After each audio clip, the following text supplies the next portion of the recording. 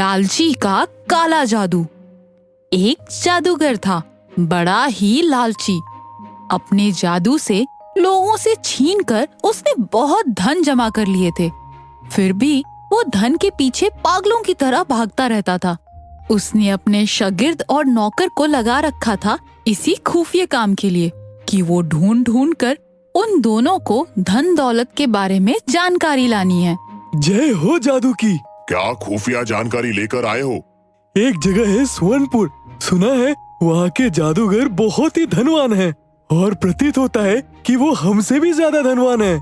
हमसे भी धनवान जादूगर पैदा हो गया, अब तो मुलाकात करनी ही है। बल्लू। जी मालिक। मेरा जादू का सामान तैयार कर। जी मालिक, इजाजत दे तो मैं कुछ बोलूं? हाँ बोलो। सुना है उस जादूगर के जादू का इंद्रजाल कई गुना ज्यादा है मालिक। हम जादू में थोड़ा ढीले पड़ जाएंगे। तो ठीक है, हम आमने सामने नहीं आएंगे, चाल और कपट का सहारा लेंगे। इस तरह जादूगर चक्रधी ने स्वर्णपुर जाने की तैयारी शुरू कर दी। उधर स्वर्णपुर का जादूगर स्वर्णकया तंत्र मंत्र के साधना में लीन रहता था। उसको एक 2 साल का बेटा था, लेकिन जन्म से ही दैवी जादुई शक्तियों का अधिकारी था। ये जादूगर स्वर्णकया को भी मालूम नहीं था, लेकिन उसे एक घटना को याद कर अब भी अचरज होता था। उसने अपने बेटे के खेलने के लिए एक खरगोश को पाल रखा था। एक बार एक विशालकाय सांप ने उस खरगोश को जकड़कर निगलना शुरू किया। उस समय महज 2 साल का बच्चा स्वर्णकाय का बेटा उस विशालकाय सांप को बस छुआ ही था। वो सांप एक रस्सी में बदल गया और कोश की जान बच गई। स्वर्णकाया बस इतना ही सोच पाए थे। वो शायद रस्सी ही रही होगी, मैं उसको सांप समझ बैठा। इधर जादूगर चक्रधी, उसका शागिर्द और नौकर गुप्त रूप से यात्री का वेश बनाकर स्वर्णपुर के इलाके में आ गए। इस इलाके में कोई गरीब दिखता ही नहीं, सब लोग सोने के गहनों में लदे घूमते हैं। बल्लू। जी मालिक। सुना है इस जादूगर को 1-2 साल का बेटा है, हम उसे उठाकर अपने जादू महल में ले जाएंगे, फिर स्वर्ण काया से उसके धन दौलत का आधा हिस्सा मांग लेंगे। उसको अपने बेटे को छुड़ाने के बदले आधा खजाना देना ही पड़ेगा। मगर मगर कुछ नहीं, अब तुम भी मेरी प्रेत सिद्ध काले जादू की शक्ति को देखो। रात गहरी हुई।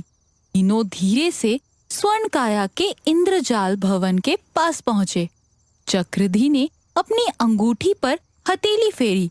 उसके इस काले जादू से एक काला चमगादड़ पैदा हो गया। चमगादड़ उड़ता हुआ महल का चक्कर लगाने के बाद एक खिड़की में गायब हो गया। अरे ऐसा तो नहीं होना था, चमगादड़ को वापस आना था। ठीक है, चलो सब लोग, सो गए होंगे, अब उस बच्चे को उठा लाना है। सचमुच जादूगर के दूसरे लोग सो गए थे, लेकिन जहाँ वो बच्चा सो रहा था उस कमरे में प्रकाश था। सब कमरे में घुसे और देखा चमगादड़ वहाँ मरा पड़ा था। बच्चा बगल में बैठा हंस रहा था।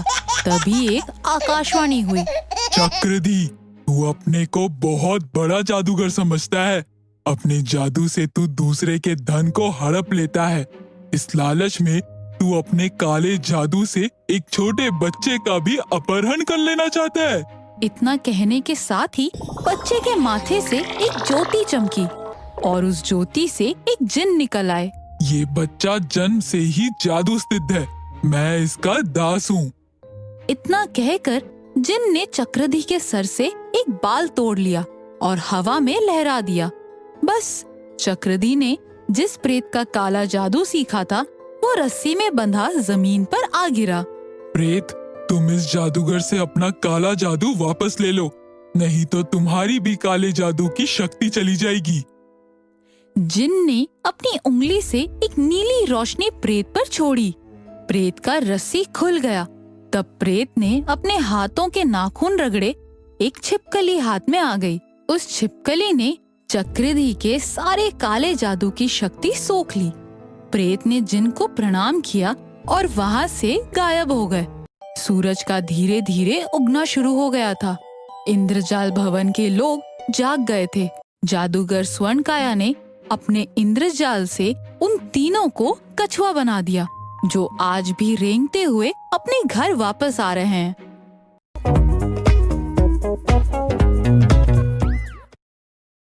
लालची पत्नी और जादुई जलपरी।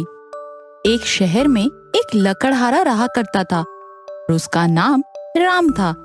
वो दिन भर मेहनत करके जंगल से लकड़ियां काट कर लाता और फिर वापस आकर उन लकड़ियों को बेचता। उसकी पत्नी रमा बहुत लालची किस्म की औरत थी। वो कभी संतुष्ट नहीं होती थी। इसी चक्कर में वो हमेशा अपने पति से लड़ाई करती। न जाने मेरी बुद्धि कहाँ जाके भ्रष्ट हो गई थी कि तुम जैसे गरीब से शादी कर ली। क्या क्या सपने देखे थे मैंने, और तुमने तो उन सारे सपनों में पानी फेर दिया। मेरी सारी सहेलियों के पास घर, गाड़ी, बंगला, हीरे जवाहरात सब कुछ है, और यहाँ मेरे गले में तो एक सोने का चेन भी नहीं है। मैं क्या करूं भाग्यवान, मुझे थोड़ा ही पता था कि मेरे सारे पैसे डूब जाएंगे। अब यही हमारी जिंदगी है। मेरी अब इतनी हैसियत नहीं रही कि मैं तुम्हें गाड़ी, बंगला या हीरो का हार तुम्हें दे पाऊं। और ये बात तुम्हें जल्द से जल्द मान लेनी चाहिए ताकि तुम्हें और तकलीफ ना हो, अपने सहेलियों को देखकर भी। तुमसे बात करना ही बेकार है।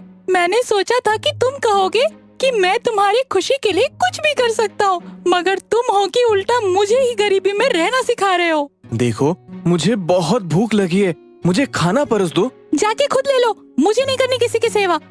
इतने तू मैं के बाद राम गुस्से से घर से निकल जाता है और जंगल की तरफ निकल पड़ता है।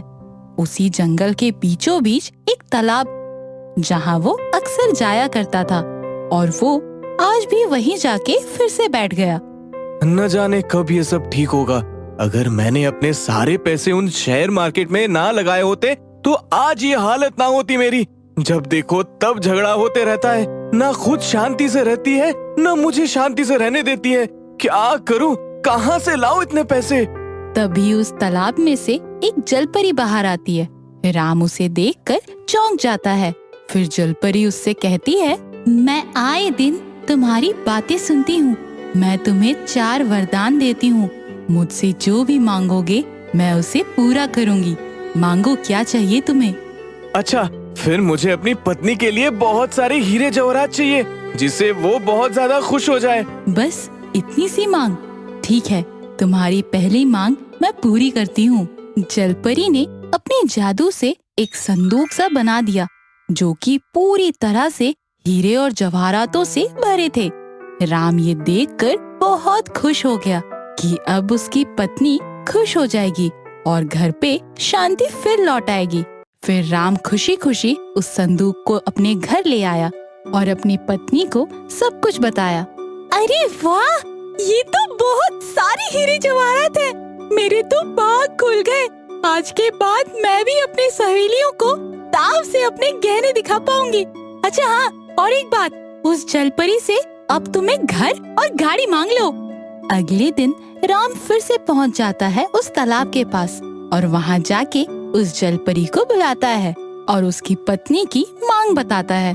ठीक है, तुम घर जाओ, तुम्हारी दूसरी मांग भी अब पूरी हो गई। राम खुशी खुशी अपने घर वापस आता है और देखता है कि उसका छोटा सा घर एक बड़े से घर में बदल चुका था और उसके घर के बाहर एक आलीशान गाड़ी खड़ी थी। उसकी पत्नी अब बहुत खुश हो गई, मगर अब भी वो पूरी तरह से संतुष्ट नहीं थी। तो उसने राम से कहा, अच्छा सुनो, तुम उस जलपरी से कहो कि मुझे ढेर सारे पैसे लाके दे। देखो रमा, अब इतना सब कुछ तो है तुम्हारे पास, अब बस भी करो ना, कहीं ज्यादा लालच मुसीबत ना खड़ी कर दे। तुमसे तो कुछ कहना ही बेकार है। खुद तो कुछ कर ना पाए और अगर बैठे बैठे कुछ मिल रहा है तो तुम मुझे लालच का पाठ पढ़ाने बैठ गए। ठीक है, झगड़ने की जरूरत नहीं, मैं जाऊंगा कल। अगले दिन राम उस जलपरी के सामने अपनी पत्नी की तीसरी मांग भी रख देता है। ठीक है, तुम जाओ, तुम्हारी ये मांग भी पूरी हो जाएगी। मगर जब वो अपने घर वापस आता है तो वो देखता है कि उसके घर के बाहर पुलिस रमा को अपने साथ लेकर जा रहे थे। राम भागता हुआ पुलिस के पास गया। क्या बात है सर, आप मेरी पत्नी को क्यों गिरफ्तार कर रहे हैं? इसने क्या किया है सर? आपकी पत्नी के पास TBI बैंक से चोरी किए गए पैसे पाए गए हैं, जो कि कल ही चोरी हुए हैं। इतना कह के पुलिस उसे अपने साथ लेके चली गई। राम भागता हुआ जलपरी के पास गया। उसने जलपरी को आवाज दी और कहा, मेरी आखिरी मांग ये है कि तुम मेरी पत्नी को मेरे पास वापस ले आओ।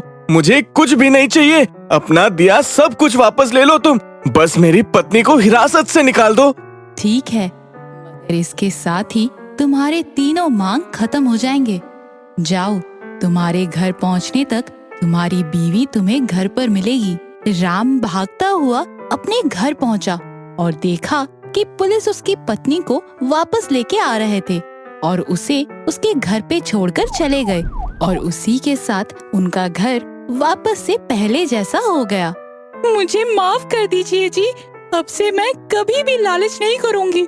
मैं आपको अब कभी भी किसी भी बात को लेके नहीं सुनाऊंगी। शीर्षक: हमें ज्यादा लालच हमेशा मुसीबत में डाल देता है, इसीलिए लालच ना करने में ही बुद्धिमानी है।